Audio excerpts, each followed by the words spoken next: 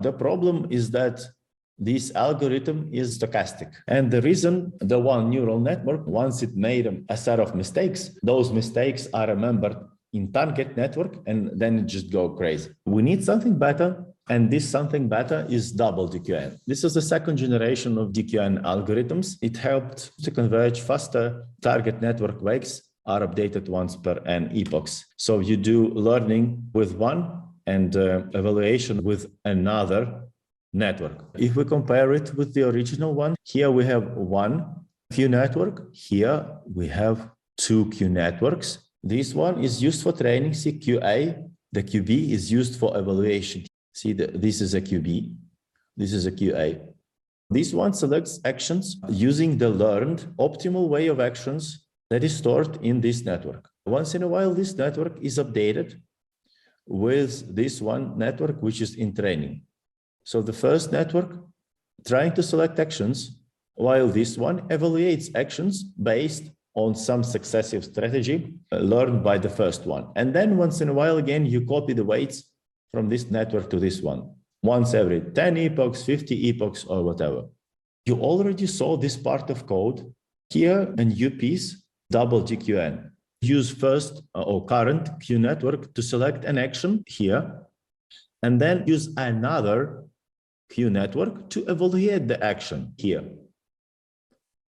This is the core difference from the standard DQN. Q values are updated according to the Bellman equation, where immediate reward is summed up with a discount factor multiplied by target network, which predicts the next state. And the online network, this one is in training, this one is frozen, this in training. We select the best action using the first neural network. Then the same Bellman equation used evaluation, but only the target network is used. The weights of the target network could be updated fully. Everything that we learned here, copy the weights here. A better way is a soft target update. It introduces a tau coefficient and it regulates how much old weights to preserve and how much new weights do we take from new Q network. Usually people use soft target update to smooth the learning, and usually it helps.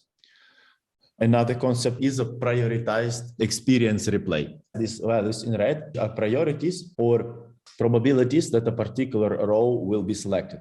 These probabilities come from a separate algorithm which computes temporal difference error. P value is a priority update. And then you have this buffer where all the values are sorted from the largest probability to select to the lowest. Then they are selected according to the probability, not randomly. As you remember here, values from the replay buffer, see, memory, were taken randomly. This is a possible approach, but it works worse than a prioritized replay buffer. In prioritized replay buffer, we are picking the memories which has higher p-values first, and the chance to select samples with lower p-values are lower proportional to the values.